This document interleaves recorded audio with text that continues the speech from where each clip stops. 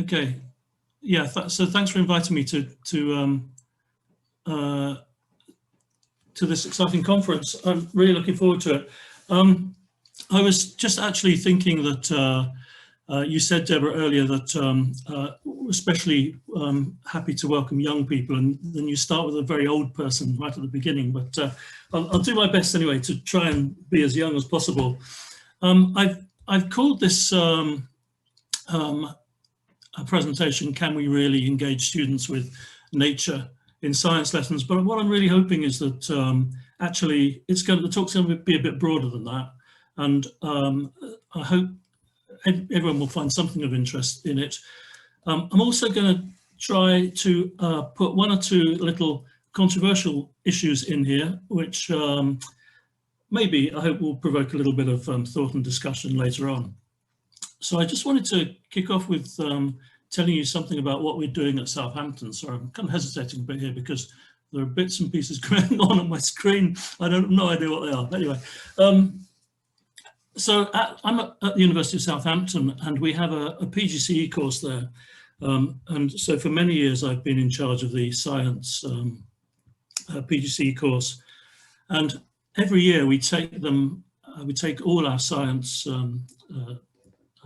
trainee teachers out for a whole day to the local forest around Southampton. And we get them involved with a whole year group of pupils from local schools, usually year 8 pupils, sometimes year 7, sometimes year 9. And we get them out into the forest doing ecological kind of things. But we've recently decided that we really need to change the way we do things. And I just wanted to kind of pose the problem to you that we've been grappling with over the last couple of years. And I want to talk about the solution that we've come up with. And I'd be really interested to know if people are interested in this as well and want to collaborate with us on it. But the problem is something that's been highlighted a lot in academic literature and in the media recently about children being alienated from nature.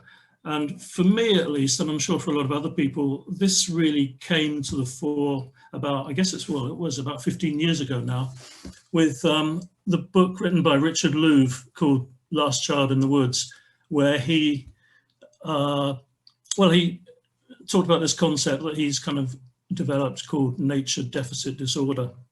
And since then, various other authors have come up with similar things. But essentially what he's been saying is that there's a lot of evidence, increasing evidence, to show that experiencing nature firsthand can promote pro-environmental behaviors and emotional well-being. But because of that, there's also a widespread concern that the lack of contact with nature can have serious mental health and behavioral consequences for individual people and for society and for the planet as a whole.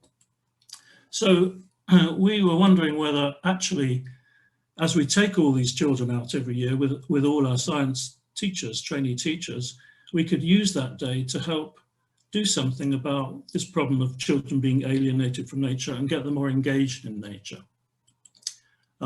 So previously, what we've been doing over many, many years is taking them out and doing the standard ecological activities that you'd expect us to be doing, things like pond dipping, using quadrats and pooters and looking under log piles and those kind of things. Well, we still do that now, but we've changed so that we are trying to develop this thing that we're calling teaching for nature literacy, which is providing students with the opportunity to engage with nature, both cognitively and emotionally, and I'll come back to that in a minute, and give them an opportunity, hopefully, to feel empowered to take some form of positive action to benefit nature. We're still doing the old pooters and quadrats and that kind of stuff as well, but we just wanted to get them more engaged in nature emotionally as well as learning about it. So one of the criticisms aimed at schools at the moment from various sources is that schools aren't doing enough to engage these children these days with nature. So I just really wanted to run very, very quickly, because I know I haven't got a lot of time, by you a couple of reasons, main reasons why I think, and why a lot of researchers also think, that school science isn't engaging children with nature sufficiently. The main reason I think that has been explored and proven again and again is that science teachers lack the knowledge about nature, and they lack the confidence to teach fieldwork. And this has been exacerbated by the fact that at the moment, in this country anyway, we don't have a subject-specific teacher training curriculum. So things like fieldwork aren't compulsory. There's quite a lot of research that's shown that over the years anyway, fieldwork has been declining in teacher training. Also, for many years, there's been a wide variation in the kind of delivery in terms of fieldwork and learning about nature from different teacher training courses. So some of them, like ours, I hope you'll agree in a minute, are doing a lot of fieldwork and trying to put nature in the foreground. Others are doing very little, if anything at all. And I just want to share with you some of my own data. It's nothing too intense, it's just very general, but I just thought it was quite interesting. I asked all of our 50 odd science trainee teachers a couple of years ago to see if they could identify some of the really common species around Southampton. So I gave them photos of really common things, nothing difficult, very, very common species. Things like hedgehogs and robins and oak trees, that kind of thing. And well, as you can see there, quite disappointingly, on average, they could only identify about 40% of the mammals and about, what's that, 35% of the birds or something. Okay, it's disappointing, maybe not too surprising, but remember, these are science teachers. So if anyone should know, they should kind of know, I think. But what's more interesting for me is that I did this same thing 27 years ago. Yeah, I've been there that long, it's probably time for me to leave, isn't it? But 27 years ago, I gave exactly the same survey, photos actually, to my PGC trainees and asked them the same thing. And what is striking about this for me is that there's very little difference. This is, a long, long time ago. They still had pretty much the same results. And the reason I'm showing you this, I think, is because there's what I would regard as a myth going around at the moment about how a generation ago, people knew a lot more, they were a lot more connected with nature, they knew a lot more about plants and animals, they could identify them better and all that kind of thing. And actually, it's not true. This is a generation ago, 30 years ago, student teachers had exactly the same problems. In fact, looking at that data, such as it is, it might even suggest that teachers these days can identify things a bit better than they could a generation before. So there's the thing. I just wanted to point that out to you. That's the first controversy, possibly. Okay, so why aren't teachers engaging kids? Well, okay, one thing is lack of knowledge and lack of confidence. But another thing is, in my opinion anyway, that it's because there's a lack of emphasis on nature and values in the school science curriculum. So what about nature? Well, the term nature is completely absent from the science curriculum. I think it talks about the nature of science, which of course is a completely different thing, but nature in our sense doesn't feature at all.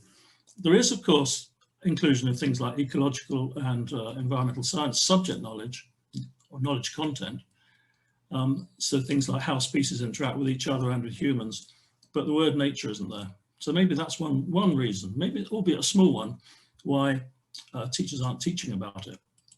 But in terms of values as well, I believe really strongly that students need to understand that knowledge is intertwined with human values. Even professional conservationists, conservation scientists, put human values at the heart of all their decision-making about conservation issues. The two things are inseparable, totally intertwined, values and knowledge. So what about values then? Are they in the science curriculum?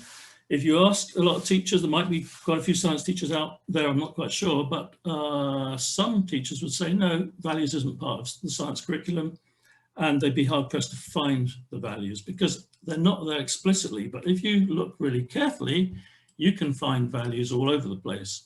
The overall purpose of study for the national curriculum says that pupils should be encouraged to develop a sense of excitement, and curiosity about natural phenomena. Well, excitement and curiosity, they're certainly values. In the science curriculum itself, in the working scientifically section, it talks about evaluating personal, social, economic and environmental implications. So they're obviously values related as well. And in the ecosystem section, actually, of the science curriculum, here's an interesting thing. It says students should be taught about the importance of biodiversity. Not they should be taught about biodiversity, but the importance of biodiversity, which maybe some people would disagree with me, but I think the importance is about its relative importance to human beings. So it's a values element rather than a knowledge element necessarily. So values and knowledge, both important. And in schools, what I'm saying here, I suppose, is that there seems to be an emphasis at the moment increasingly on knowledge rather than values, which I think is sad. But, and here's my second controversial thing that I'm going to run by you. I'd be interested to see what you think. Actually, in the connection with nature movement that's out there at the moment, led by quite a few environmental organizations, there seems to be an emphasis on values rather than knowledge, almost like values at the expense of knowledge. And I'm just going to take one really quick example. The Nature Connection Index is a very popular way of measuring how connected to nature people are. You've probably come across it. And Natural England, who lead the way with this, have in their information this little statement. They say the scale, that's the scale of the Nature Connection Index scale, did not set out to measure cognitive aspects of nature connection, as evidence suggests that it's the affective elements that are more likely to be important in relationships between nature connection and well-being. So they're saying that the cognitive aspects, the knowledge and the learning, aren't as important as the affective elements, the kind of attitudes and feelings aspects. But I would say, I would argue that people actually enjoy learning things, don't they? And they enjoy increasing their knowledge. So surely learning itself contributes to people's well-being as well. Why can't we have values and knowledge and give them equal status? So all I'm saying here is that I think the pendulum has swung a bit away from knowledge and towards values, and why can't we redress this and give them both equal status, knowledge and values together? So if you're out hugging a tree, and I'm the first person to advocate tree hugging, a very important thing to do, I think. I do it myself. While you're doing that, why not look a bit more closely at the tree, find out what kind of tree it is, look at the things that are growing on it and in it, look at the mosses and the lichens under your nose, fantastic things that are living in there. Maybe take a bit back to school, to the lab. I mean, look how beautiful some of those things are. The mosses, they're fantastic. And if you look at them under the microscope, these mosses, you might find some of the fantastic creatures that live in there, like these tardigrades. Absolutely wonderful little creatures, very exciting little things. So I know I'm running out of time, so I better speed up a bit. What are we doing at Southampton with our student teachers and local school children in secondary schools? We've developed what we're kind of calling a nature literacy toolkit, a pedagogical toolkit. And I'd be interested to see what other people think about this. It's nothing mind-blowing, but it's a set of tools that we're using to help to engage children with nature properly in terms of values and knowledge, as I've been saying. So these are the tools. I put that little spanner icon up there to indicate that they're tools. Probably not the best of pictures to put there, but anyway. The first tool, I suppose, we use in our toolkit is a biodiversity walk. So we take all our student science teachers out to the local forests, local parks, and we take them on a certain route around there, which we call a biodiversity walk, focusing on knowledge and values equally, combining the two in the way that I've just been saying. Then, when they're happy with that, we give them a week or so to kind of assimilate all that and discuss it and talk about it. And then the following week, they in turn take groups of kids, groups of teenagers out on the same biodiversity walk. and again, focusing on combining knowledge and values.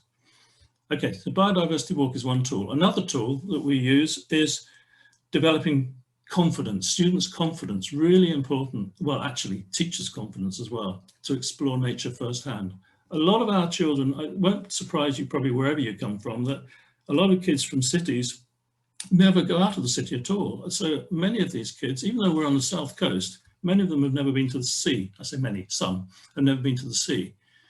Some have never been to the New Forest, which is on our doorstep. So it's important that we have a conversation about how safe the forest actually is. It's not a place to be afraid of. And the two, probably the two most dangerous things out in the forest around Southampton are ticks and adders. So we have good discussions about those. And we also introduce them to some plants, other plants and animals that they might be afraid of or might be dangerous. Nettles are always one of my favorites because, as you probably know, nettles, the stinging hairs on nettles are only on the underside of the leaves and down the stems. And so the top surface of the nettle leaf doesn't have any stinging hairs at all. So we get them all stroking the tops of nettle leaves to get to allay some of their fears and give them a little bit more confidence, that kind of thing. So developing students' confidence is a really important tool.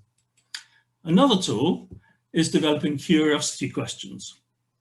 Well, this is in the curriculum as well, although a lot of people have never spotted it, where we get children to generate their own questions, questions which resonate with their own daily lives. Because if they're not questions that they're interested in, they're probably not going to really engage with them at all. So these are examples of some of the questions that the children actually came up with themselves. When I say children, I think, I'm not sure, did I say earlier, that mostly year 8 children, so they're mostly kind of 12, 13, 14-year-olds. So, you know, how can we stop deer eating all the flowers? What kind of damage do cats and dogs do to the biodiversity? Those kind of questions which they were interested in finding answers to themselves. So curiosity questions are a really important tool. Another tool is to get them to develop what we call a detective's eye. So, for example, looking for examples of camouflage, like these cinnabar moth caterpillars on ragwort. Looking for tracks and trails and things. Many deer in the forest around Southampton, so often find little deer slots like these. But rather than just you know, identifying it as deer tracks and maybe even thinking about what kind of deer it was, why don't we ask questions like, which way was it going? How many of them were there? You know, were they different sizes and obviously therefore different ages, maybe different species? Are there any other kind of obvious things you can spot, like where it pushed through the undergrowth off the path, all those kind of things? Be a detective. And I haven't got time now, but we've got some fantastic detective stories that children have been working on as well, just by taking them out. And I haven't got time to go through these, I know, but hopefully it gives you an idea of the kind of detectives' eye stories that you can generate quite quickly. Okay, and then one more, another tool is making a pledge. So we get all of them at the end of the session, the end of the day, we get them to write down what I'm going to do for nature or in nature from now on, maybe over the next 6 months or so. We get them to write that down, seal it in an envelope, give it to their teacher, and then 6 months later, the teacher will give the envelopes back to them. They'll open it up to remind themselves what they pledged, and then have a discussion about to what extent they had fulfilled their pledge. And this seems to work really well, actually, in helping to concentrate their minds and engage them with nature. So those are just some examples of the kind of pledges that they made. Okay, so can we really engage students with nature in science lessons? Well, my answer is yes, yes, yes. And by using those pedagogical tools, we're starting to see evidence that actually this is a much better way of doing things, and children are engaging with nature and they are looking at values and knowledge together. I haven't got time now to go through some of the assessment techniques we've been using, although I'd love to share those with you and get your views on those. And I'd be really, really interested in collaborating with you on some of these tools. I know, well, for example, you've got Jane McRae's workshop later, which I'm sure, you know, she's bound to be introducing you to yet more tools, and we all have our own pedagogical tools. They all depend on the situation. You know, one size doesn't fit all. So I'd be really interested to work with you on some of these and to talk with you about assessment methods as well, because it's not easy, as we all know, to assess values, and values are that's probably one of the reasons why values aren't being assessed in the national curriculum and in GCSEs as much as knowledge. Okay, how am I doing for time, Deborah? Are you there? Yes, I am. You've got your 20 minutes. Okay, so can I just put one quick slide up? Last slide, yeah, definitely. A quick plug. School Science Review, the next issue of School Science Review is coming out, well, next week, I think, is the June issue. And next week's the last week of June. So next week, the theme of this special issue is science, education and nature. What perfect timing is that? It's full of really interesting papers, probably the most interesting of all, written by Deborah and Rachel. There's one on how to extract tardigrades from mosses. How's that for a link? And there's one from Japan on forest bathing. Something for everything in this issue, so please get a copy. And I think I'll stop there then. Thank you very much. Thanks.